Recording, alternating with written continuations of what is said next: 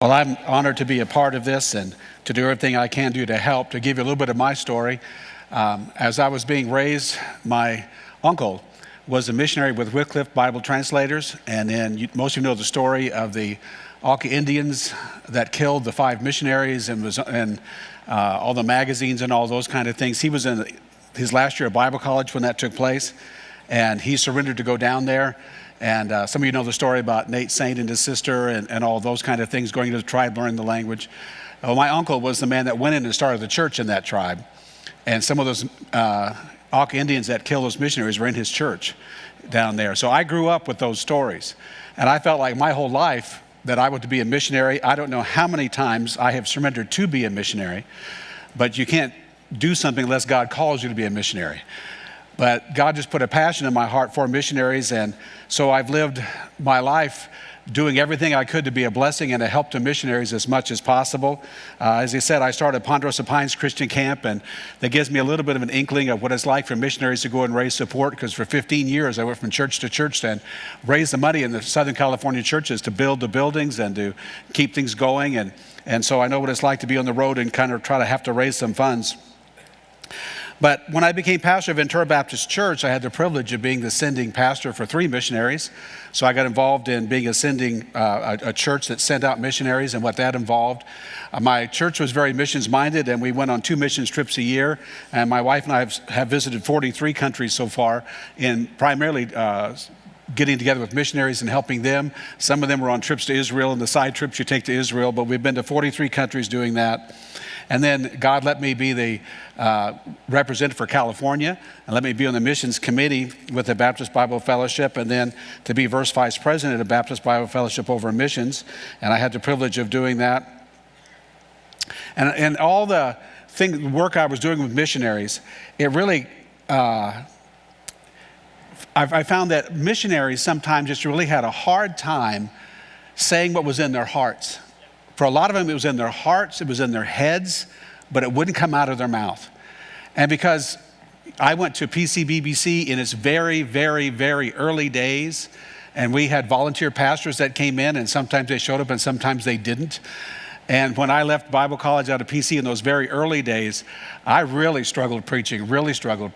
And so I did a lot of work just improving my own speaking abilities and skills. And when missionaries would come to the church, when I came back from the camp to Ventura Baptist Church, and I would see missionaries just struggling to really make that presentation that showed them their heart, I just said, well, maybe I could use some of the tools that I received as I was studying all these things to help missionaries. And that gave us the birth of the missionary communication workshop that we've been doing all these years. But something else that really was a burden on my heart was that it appeared to me that what was needed for missionaries would be an endorsing network that pastors trusted, an endorsing network that trained and vetted and held accountable missionaries to the calling on an annual basis. So I've been working on this endorsing of missionaries for over 5 years, and I remember the day Dennis and I went over to a restaurant and we talked about this, and then came up to Canton and talked with Mike about it as well, about the idea of an endorsing agency.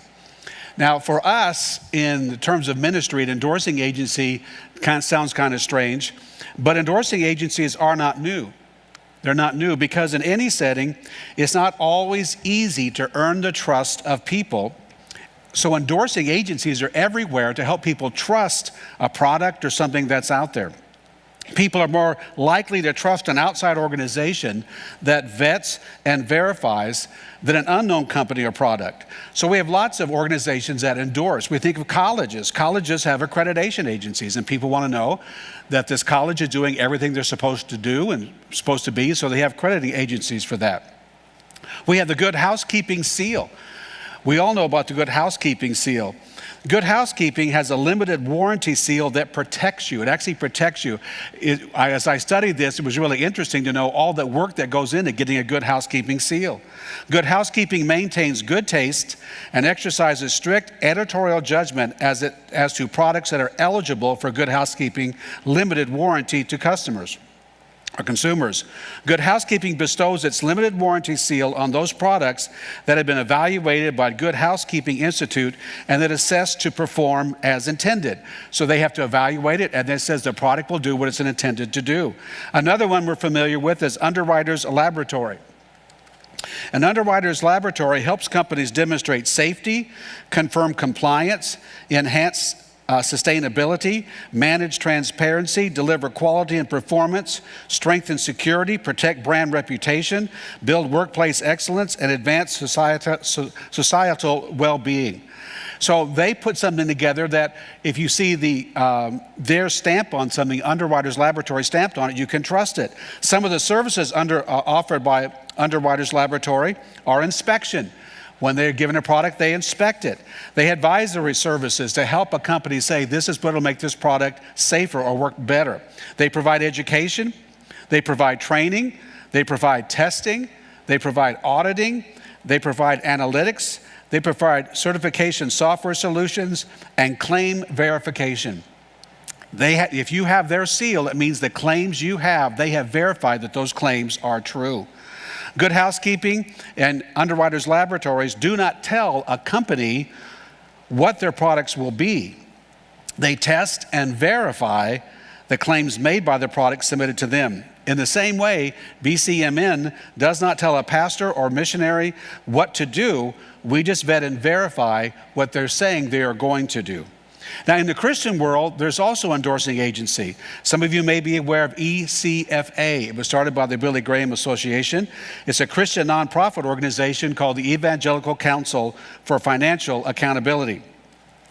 ECFA, this is their statements they have on their website, enhances trust in Christ-centered churches and ministries by establishing and applying ECFA's 7 standards of responsible stewardship. So they have standards that everybody that has their seal, that they endorse, they maintain those standards. Donors regularly look for the ECFA seal of approval. Here's one of their statements. Founded in 1979, ECFA provides accreditation to leading Christian nonprofit organizations that faithfully demonstrate compliance with established standards for financial accountability, transparency, fundraising, and board governance. To get the seal, the ECFA seal approval is a sign that an organization has met the requirements for membership of ECFA. When an organization earns a privilege to display the ECFA seal, it clearly demonstrates to the public its willingness to follow ECFA model of accountability. Nonprofit organizations that do not uphold ECFA standards are terminated. ECFA verifies compliance through an annual accreditation renewal. So as I was thinking of this, what I did was I did the research on endorsing agencies to say what really makes an endorsing agency. What makes an endorsing agency is an agency or a company like these, some I've read to you today. They take whatever presented to them and they verify the claims. You say this product will do this, we're going to test it. We're going to make sure that that's going to happen. We're going to train. We're going to train you what our standards are. We're going to train you what a Good Housekeeping seal company looks like. And when you have our seal on your product, it means that you do these kind of things. And then it verifies that. It does constant testing. And with ECFA, it has an annual report to make sure that every single year you send them a report to show everybody that you have maintained those standards. And it includes, just like with ECFA, that there are times when people are terminated. If they don't maintain the standards, they're terminated. Now, our goal at BCMN endorsement is that it will mean something to pastors who are biblical, balanced, and Baptist, is to have an endorsement that says these missionaries that are endorsed by BCMN are biblical, balanced, and Baptist. And we do that. Well, I'll give you some ideas about how we do that, but that's the main goal. If you see somebody that's been endorsed by BCMN, it means that they are biblical, balanced, and Baptist, that we have talked to them, we know what they're going to be doing, and we're going to hold them accountable to what they say they're going to be doing. And as I get into this, I'll give you more information on that. But one of the things I want to get across to you is to say what we're not. BCMN believes that sending church is the authority of a missionary. So in no way, shape, or form will BCMN ever be in a place where we are telling a pastor or a missionary something, and we're an authority over them. We're verifying what they say that they're doing. We're not telling them what they have to do other than meet the requirements of being biblical, balanced, and Baptist. BCMN does not assert the authority of the sending pastor in any way. BCMN comes alongside the sending church and the missionary to provide training and will help prepare a missionary to have success on the field.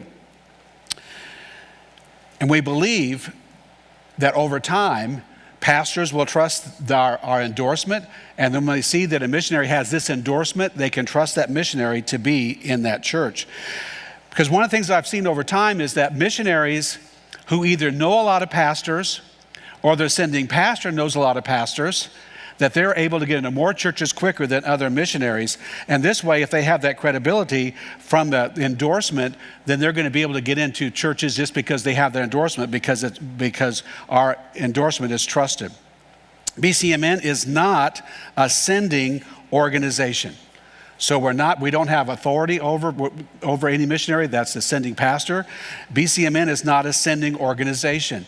A sending organization does a lot of things for missionaries. BCMN will not handle any money for a missionary.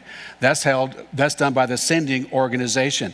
The sending organization provides a lot of services, and we have a lot of missionaries, a lot of great missionaries in this room who are BBFI missionaries, and BBFI is a sending organization. BCMN is not a sending organization. We will not do what the sending organization does. The sending organization gets them ready to be missionaries, helps them with deputation, provides insurance and those kind of things. There is a good organization that does that. And BBFI is one of the organizations that does that.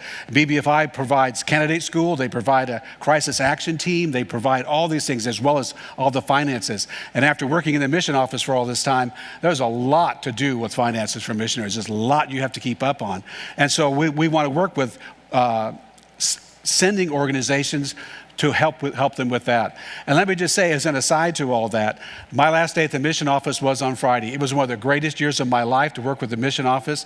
I enjoyed every minute of it, and I wouldn't trade it for anything. And it helped me even prepare even for some of this. It is really good. John Connerup is doing a great job, and the mission office staff. I've been a part of candidate school working with them. I've been part of the reunion that they put on. And I just want you to know that the mission office, the Baptist Bible Fellowship Missions Office, works hard for our missionaries. There is no problem between John Connerup and I. And John Connerup is staying at the mission office, and he's moving right ahead, and there's not going to be any blips in that area whatsoever. And I appreciate all the time that John Connerup spent with me and helping me as I learned the ropes at the mission office. There are no issues there whatsoever, and I'm glad for everything they do. But I want you to know an endorsing agency is not a sending agency. And one of the things that'll help us is to operate lean. We won't have to have all the staff and all that to make things work. That's not the only organization that we'll be working with, like Sent, that Brother Fraser has here. The missionaries that come out of his church, out of his Sent organization, they can go through the process and they can be endorsed. But it's not a sending agency. And I know we're going to have times for question and answers a little bit later, because you can ask more questions about that. But I want to make sure you knew what we were not. But why should missionaries want to be endorsed by BCMN? And I want to give you 3 reasons why every missionary should be endorsed by BCMN. The first reason is credibility. A missionary that's endorsed by BCMN will have credibility. Credibility is earned by the training, coaching, and reports that BCMN offers. Now, one of the things that we do for training is our missionary communication workshop. Like Brother Jennings told you, I started this years ago when I had the frustration with missionaries who I knew were good missionaries who just couldn't say it in a way that really had the impact that they wanted it to have. It is a 5-day on-site workshop. So when we do the workshop for missionaries that come in on Sunday night and they leave on Friday morning. And we have this at our camp in California. It's 5 days. And it's designed to help missionaries improve their overall speaking ability. Missionaries are trained in every aspect of communication, including preaching, teaching, reporting to churches, missionary presentation, question and answer sessions, how to put letters together, and how to put videos together that have more impact. Participants learn in the classroom setting and then give an evaluated speech in the evening that allows them to immediately put into practice everything they learned that day. Like I said, I was having struggle preaching. When I got out of Bible college, here was my messages. Jesus raised Lazarus from the dead. After he came out of the grave, Jesus told him to take his grave clothes off. And we all need to take our grave clothes of smoking, drinking, cussing, and dancing off. Next week, Jesus was talking, and Jesus said, let down your nets. And we all need to let down our nets of smoking, drinking, cussing, and dancing. That was pretty much my message every week. I just needed something with a plural word in it so that I could put all my points together in that. Well, as I was learning, what I found was I would read a book, and I'd say, that's really good, but there wasn't a lot of change. I would even go to seminars where somebody would stand up and talk about preaching, and I'd say, yeah, that's really good. But the one that helped me the most, the one that really changed me, was a format that we use. You sit in classes in the morning and learn the principles. In the afternoon, you meet with your coach, your small group coach, and you work on, now this is going to sound funny to you if you've never been to this, you work all afternoon on a 5-minute speech. You work all afternoon. In fact, a lot of missionaries skip dinner because they're not ready for the evening session yet. You work, and he's nodding his head because he's been through that. Then in the evening, you give an evaluated speech in front of your small group. And that way you really know if you got it or not. Because we've all read a book and say, I think I got it. But there was no change. And when I first started working with missionaries, after I went to the workshop, I got videos of the workshop that I had gone to, and I sent the workshop on video. I paid $200 to get this video, and I would send to missionaries I knew that were struggling. And they would say, I watched it. It's the greatest thing I've ever seen. It just changed everything. And the next time they came to speak in my church, nothing had changed. And it just began to dawn on me, without that evaluated speech in the evening, you don't really know if you got it or not, because we as coaches let you know whether you got it or not. Now, for some people, that's extremely stressful. It's extremely stressful, but going through that process, it really seats that in you. And we do that for your speaking ability. We tell you the training that I got for question and answers was a corporate chairman of the board who have to handle Q&As from hostile stockholders. And we took that and developed it for missionaries to how to know how to have real question and answers with impact. And there's other things that we do as well. But that's what that is about. And so we offer that training for missionaries, as well as financial coaching. Financial coaching is not an on-site thing. Financial coaching is done through Skype on the computer and through phone calls and some reading and things. I was very fortunate. I didn't know it till years later, but I was very fortunate. My parents were strict budgeters. My parents used the envelope system, and when we were saving for vacation, every week they'd put money in that envelope to go on vacation, or they had a Christmas envelope or a grocery envelope, and my mom would take that grocery envelope to the store and say, this is all the money I can spend. I lived that growing up. The only thing I ever charged in my life was a car and a house. That was it. The rest of the time we had no credit whatsoever. And so I learned strict budgeting growing up, so I've never been in debt other than for a car and a house. So I've never been in debt, but debt is a huge, huge issue. And I found when I was pastoring, I was already teaching it in my church and going to other churches and helping other churches with their finances. And then, Dave Ramsey and all that came along. So when Dave Ramsey came along, I became a coordinator doing Dave Ramsey workshops in our church. And right now I'm at the tail end of Dave Ramsey's financial coach training. 5 classes online. I went a couple weeks ago, went there and spent 4 days in their training. Now I'm in the mentorship part of it. And I've done all that to help our missionaries with finances. I believe finances is a big, big deal with our missionaries. And I believe our missionaries need to eliminate their debt. I believe missionaries can eliminate their debt. They just need some help to do it. I was fortunate that my parents did it. My parents did it for us, and I learned it before I even left home.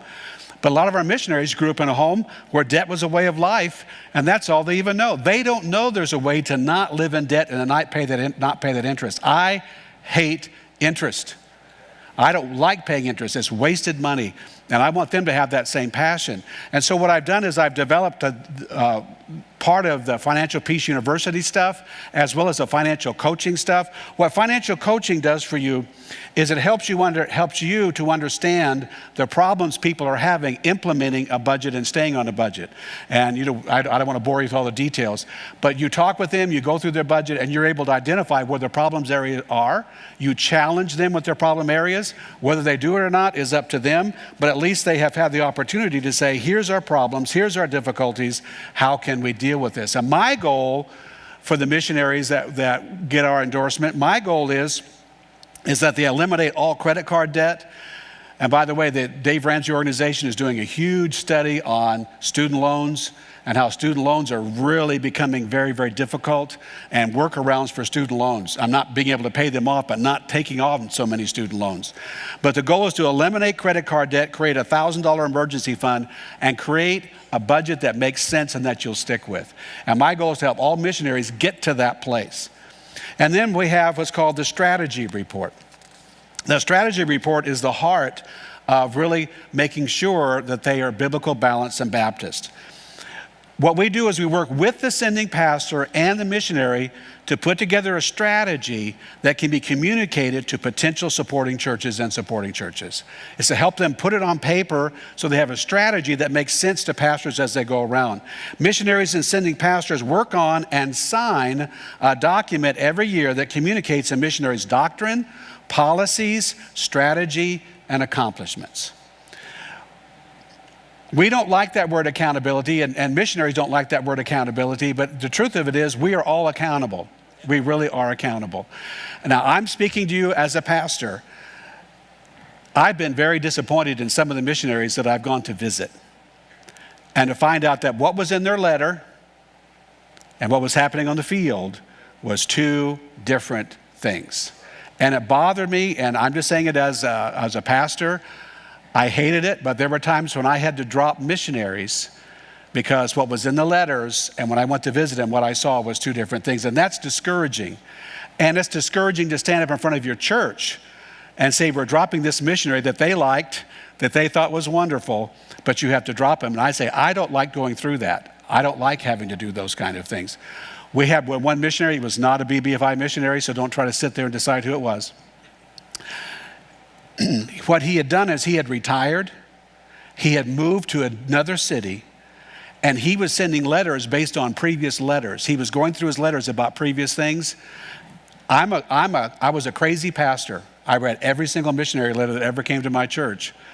And I picked up on what was happening with that missionary, and that what he was doing was writing about years ago. Oh, I remember when we built that building, because we helped pay for that building. And all of a sudden, those reports on those things were surfacing again. So I called his sending pastor, and he said, well, yeah, he still has people that go into the villages, and he kind of oversees them now. I said, that's not what his letter's saying. I was very discouraged by that whole thing. And I just believe if we had a way that missionaries could, in my view, if I'm a missionary, this could be a very positive report, an opportunity to share with the pastor's accomplishments and all those kind of things. But if a missionary could kind of toot his own horn with this report on the one hand, but on the other hand, if a missionary is saying he's doing something, Abound is verifying that. Abound. I've been working with Abound so long, because I found to do the workshops, I have my own 501c3 to do the workshops I've been called Abound. But BCMN can verify through the report that we're going to get every year that what they're doing. It's signed by the pastor and it's the sending pastor and by the missionary. This is what we're doing. And I know that in our world, a lot of times accountability is a dirty word, but I honestly believe if people know that a BCMN endorsement means that what the missionary says is being done, and verification takes place, I believe it can be a good positive thing. Missionaries do change doctrine. You may have dealt with that as a sending pastor as well. Missionaries do change doctrine. And this way, every single year, they fill out this strategy report, and it lists their doctrines in there, and it's signed by the sending pastor. The training, coaching, and reports assures pastors that a BCMN endorsed missionary will be a blessing to their church. A pastor knows that a BCMN endorsed missionary will make a clear and compelling presentation in his church after they've attended missionary communication workshop. Now, I want to say this about the workshop. We cannot make a D speaker into an A speaker, but we can take a D speaker to help them be a C speaker, and we can take a C speaker to help them become a B speaker, you know. So it's not that everybody comes out there and they are as good as Bill Monroe, okay? We're not able to do that. We can maybe do a Dennis Jennings, but I'm not sure we can reach that Bill Monroe level, okay? But at least if they've been to the workshop, they can make a clear presentation. I want you to know one of the things in that workshop that we hammer and hammer and hammer. If a pastor gives you so long to speak, you stay within the time limit that you're given. And that really bothered me a lot when I was pastoring. That missionary doesn't know all the things that went into the fact that you have 15 minutes. That missionary doesn't know all that, and they just need to honor the time commitment given by the pastor. And that's something, again, we'll be following up on. So a missionary would be a blessing to their church because it'd be at least a clearer presentation than they would have given before.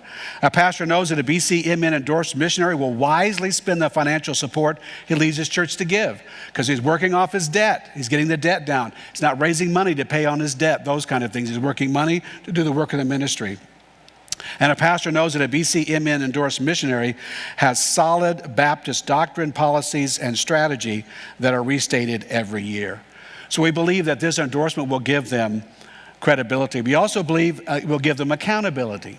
And I've kind of talked about this as I've gone through this whole thing, but I want to make sure it sticks. The credibility, accountability. BCMN does not just train, it verifies. Every endorsed missionary submits a report to BCMN that is signed by the missionary and pastor. It is not a long, cumbersome document that will take hours to fill out, but it will state the goals, accomplishments, and struggles a missionary has had during the year. BCMN is not trying to be a detective agency looking for a way to accuse a missionary of anything. It just gives that missionary once a year to give all of his churches a clear picture of what's going on. That report that we get every year is given to the sending pastor because we believe the sending pastor is the authority, and that sending pastor will decide what that sending pastor wants to do with that. But at least every supporting church will know that BCMN has looked at it and has verified what's on that report. The sending pastor makes his decision of what happens because we don't want to step on what a sending pastor is doing. And then sustainability. We want to give them credibility, accountability, and sustainability. Missionaries resign all the time, and BCMN seeks to help missionaries and pastors identify and correct anything that would hinder a missionary from staying on the field as long as God wants them to be there. So we want to give them sustainability. Part of that's family, having issues in families that need to be dealt with, and make sure that they're getting the help that they need. BCMN's goal is to help strengthen the relationship between the missionary and the sending pastor. That is a real key element to me, but the relationship of the sending church and the missionary. By having to fill out this report, that will help the missionary always, the sending pastor always be in tune with what the missionary is doing just by doing that report because he's going to sign it. But we also want to give any help that they need so they can stay on the field longer. The reasons missionaries leave the field have been studied, and there are ways that we can stop preventable resignations. Now, all resignations are not preventable. If somebody is 90 years old and they can no longer see, it's hard for us to prevent that resignation. But there's a lot of preventable resignations, and it's been well studied. I mean, there's so much research you can find on this, and we want to get that to pastors and to missionaries so we can identify if they're going through any of those reasons so the help can be given before it gets to the place where they resign. If you've ever been in the missions office or talked to mission office personnel, 9 times out of 10, the missions office gets a resignation before they even knew there was a problem. Before they knew it was a problem, they've resigned. And John always works with missionaries who resign. Why are you resigning? And John Connerup has been able to work through with some missionaries to keep them on the mission field. But a lot of times it's just too late in their process. They've already made irrevocable decisions and all those kind of things. But we want to get the reasons people are resigning, missionaries are resigning, to the sending pastors, to the missionaries. Try to identify those things so that we can nip it in the bud. Solve it before it gets so bad it's unsolvable. So we never want to become an authority over that sending pastor, but we want to provide as much information to that sending pastor as we possibly can to try to help with that. And one of the ways that will get information to you is the blog. Now, if you've been on the website, you know there's some blogs, and I put 2 blogs on so far. And if you click under the blog and then missions, one of the first blogs I put in there is 3 must-have conversations between a sending pastor and his missionary. When I became a sending pastor, I had no clue what my responsibilities were. No clue. And I just found out kind of through the process, oh, I'm supposed to do that, oh, I'm supposed to do that. And I know of sending pastors and missionaries that have issues with each other because they didn't have 3 conversations with them. And that's on the blog, and you can read that. That's the kind of material that we want to be able to provide for you. So I have a real passion for the missionaries and to be a blessing to missionaries. And you can see what I believe that endorsement will do. But I also want to say that I want to be a help to churches as well, because I want missionaries to be able to raise money faster and get on the field quicker and stay longer. I want that for missionaries, but I also want to help churches to raise more finances and prayer support for missionaries. I want to help churches to be able to do that. And I have something called a next step. Next step is I have a diagnostic that I've worked on. And this diagnostic, you take this diagnostic, it has 14 categories in it.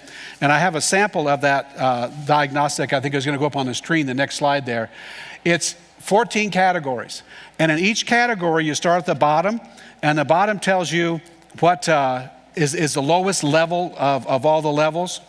And then you have the next level up and the next level up. And so what a church does is it takes this diagnostic and we just find out which category is in. If you show the next slide, here's one of the categories, and it's on giving. So at the very bottom it says, our church people occasionally give some money to missions. And it goes up to the very top level of our church annually challenges our people to give to missions year round and keeps mission before their people throughout the year. So you can see that churches are going to fall someplace in there. And so there's 14 different categories that a church will take this diagnostic. And then I take that diagnostic and I put a notebook together that will cover every box in every category has a section in that notebook. Okay, this is your next step. If this is where you are, here's how to take the next step.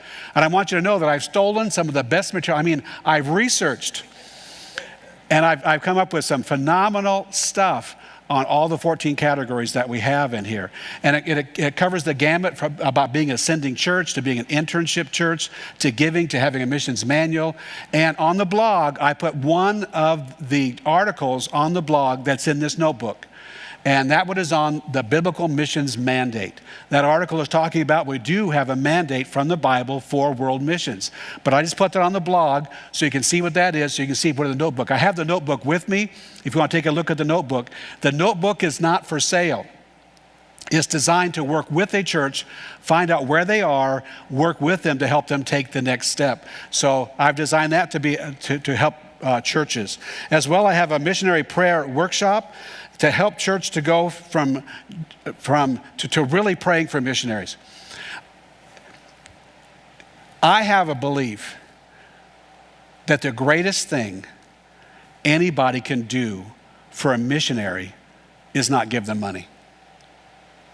I believe the greatest thing anybody can do for a missionary is to pray for a missionary. Do you know that when you study the works of Paul, I don't find one time Paul ever asked for money. Now, missionaries need to go to churches, and then you tell them we need support, and we teach that at the workshop, okay? But Paul asked for prayer 5 times. I think it's really critical. And my philosophy is that when people are praying for missionaries, they give to missionaries.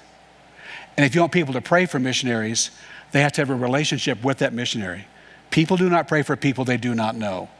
So everything I have about missions conferences and things like that is built on prayer and getting people connected to the missionary so they know the missionary, so they pray for the missionary, and then when they're praying for the missionary, they give to missions. So that's kind of how we go. So prayer is a big, important deal to me. And so I put a Friday night, Saturday morning kind of thing for churches together and praying for their missionaries. If you show that next slide, this happens a lot with prayer. This is the generic prayer request generator, okay? And it's talking about how prayer requests are usually made. It starts with a relative. And under that first slide is relatives. And this is in the notebook, by the way. I can show it to you in the notebook.